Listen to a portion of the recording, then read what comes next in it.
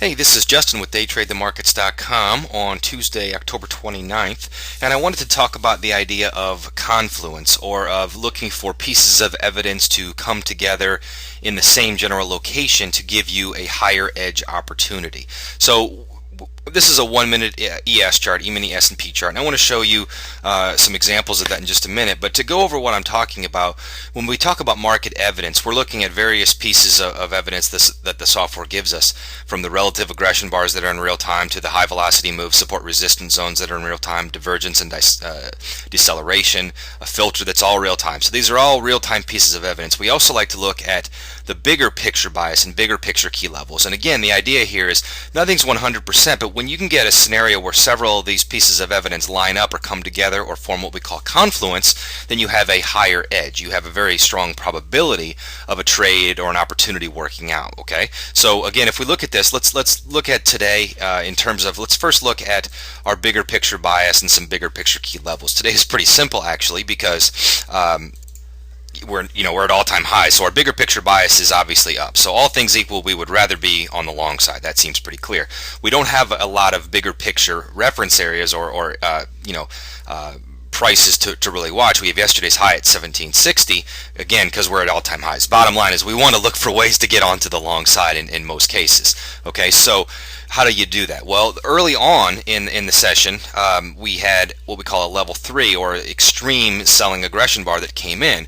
Okay, and you can see we had a little bit of follow through, but that's right into this 1760 area, and it's in opposition to the bigger picture up auction. So certainly you could be aggressive and get in toward the high of this bar at this red resistance area. I would consider that a pretty aggressive trade, but certainly it makes sense in a vacuum. What I think makes more sense from more of a swing trading perspective or a bigger picture day trading type of perspective is, again, bigger picture bias is up. This is our one reference area to look for, looking for a trade that you kind of sit on and hold somewhere in this area, whether it's with this deceleration bar in here or whatever the case may be, makes sense from a slightly longer term day trading perspective. Now from a shorter term day trading perspective, once we finally made new highs and got above this level 3 extreme selling bar and did so on this level 3 or extreme buying aggression bar, that's telling us that bulls have really taken over this within the direction that we're hoping. So this is giving us some pretty high edge scenarios. So you've got a situation here where our expectation, anytime we get a level 3, whether it's a selling bar, where our expectation would be that the high of that would act as resistance, or a buying bar, our expectation would be that the low of that would act as support. So we've got that going for us. That's kind of one check mark in here or in here.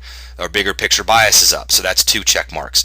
Our filter is dark green, so that's 3 check marks. We've got, again, the low of this level 3 bar. We've got this green support zone that formed right in here, so that's 4 check marks. If you want any more confirmation, here's a deceleration where this is showing us that the market's really slowing down at that moment when it's selling off. So you've got a lot of pieces of evidence coming together here and here. Now, did this trade go to the moon? No, but it's a very high edge, low risk trade because, again, you've got a lot of pieces of evidence coming together. Just to reiterate that, you've got bigger picture bias, which is up. You've got the filter, which is bullish. You've got the support zone that formed in real time, either here or here.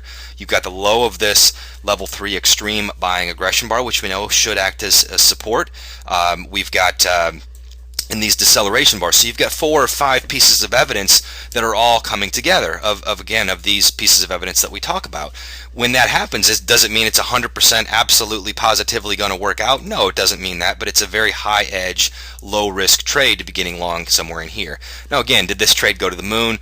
Was this the greatest trade that's ever happened? No, but it's a very low risk, high edge trade. So if you've got that type of mentality where you're looking for ways to increase your edge, ways to look at real-time, really quality evidence to help you make better sense of the market so you can put some pieces together, this should give you a pretty good look at that. So let us know any questions you might have about that, but I thought it was just a good example of what we call a confluence trade, or an example of using your mind, looking at the evidence and putting the pieces together to really make sense of what's going on and give yourself more of an edge.